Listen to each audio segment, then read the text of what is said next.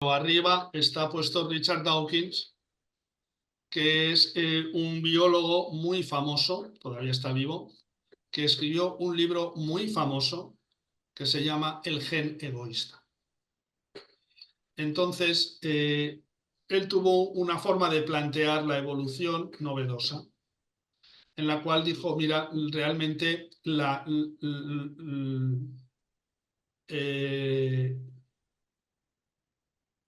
el nivel donde actúa la evolución no son los individuos, son los genes. Es esta remera que veis aquí, hay un gen rojo. Entonces ese gen rojo es el que él considera el nivel donde se establece la evolución. Entonces este gen rojo lo que va a intentar es pasar a la siguiente generación. Cuando esté en la siguiente generación, a la otra. Y así siempre. Todos los genes lo que procuran es pasar a la siguiente generación y los individuos, nosotros, somos simplemente unos envoltorios, unos cuerpos que los alojamos transitoriamente. Se alojan transitoriamente en un cuerpo, pasan a otro a través de la reproducción, los cuerpos se van muriendo y los genes van sobreviviendo y van pasando de generación en generación.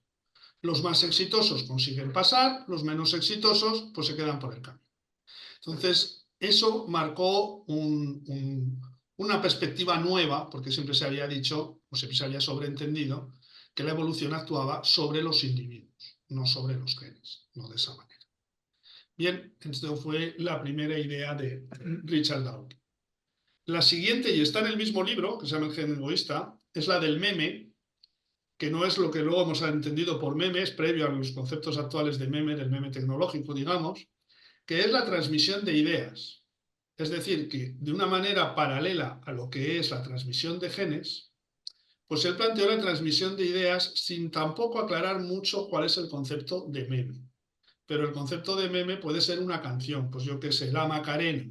Bueno, pues la Macarena va pasando, se crea en un sitio y va pasando de sitio a sitio y es como si fuera una entidad propia que también tiene capacidad pues para ser eficaz en esa transmisión, que tiene también una permanencia en el tiempo y capacidad de replicarse. Entonces él considera que ese tipo de conceptos culturales serían también elementos susceptibles de evolución. Puede ser una canción, puede ser un lenguaje.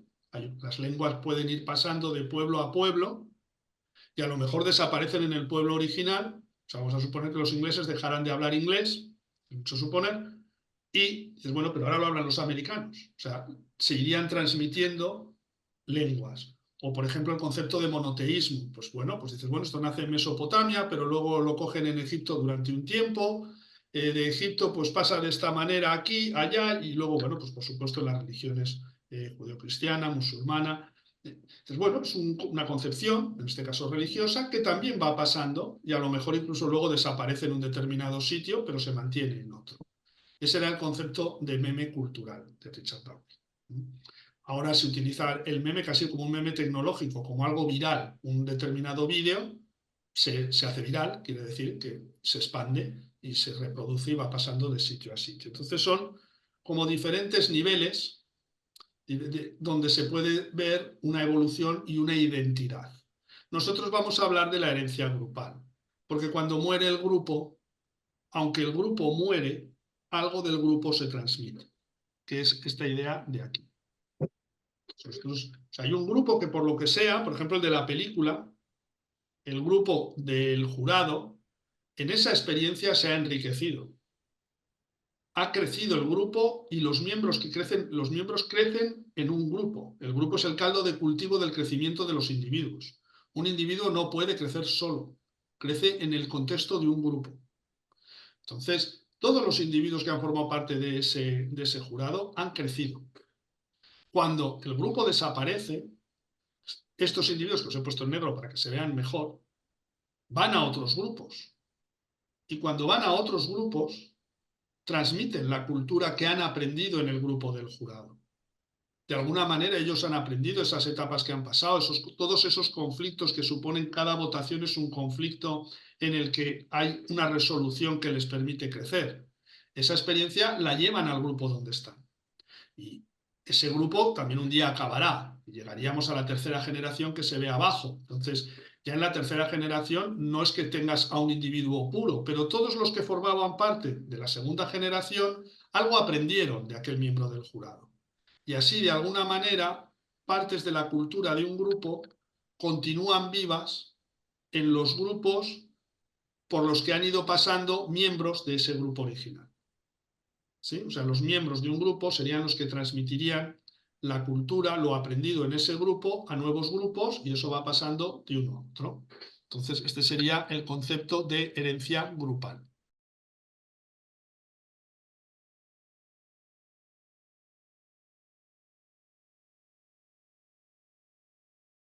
O sea, tú partes de una cultura familiar, lo que tú aprendiste en tu familia, tú vas a un equipo de trabajo y sin necesidad de que el grupo familiar haya desaparecido, pues vivís padres, hermanos, todos, tú vas a tu equipo de trabajo y transmites lo que aprendiste en tu familia.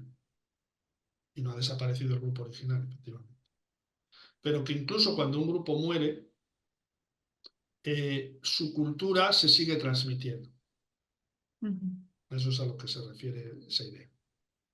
Pero no hace falta que...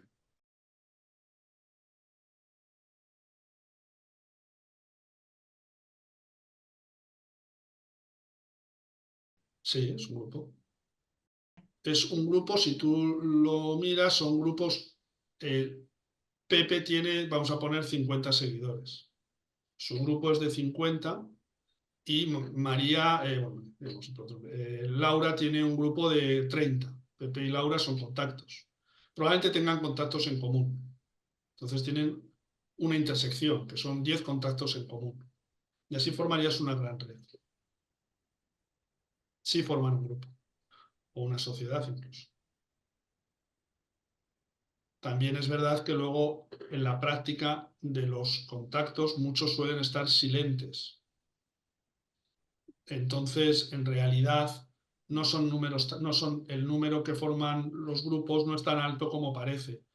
Porque aunque tú tengas 500 contactos, a lo mejor hay 450 que en el último mes no han interaccionado contigo.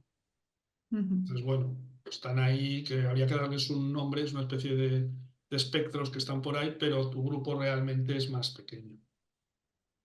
Entonces, es que ahora hay muchos grupos que son online o basados en las nuevas tecnologías, y son grupos y funcionan como grupos.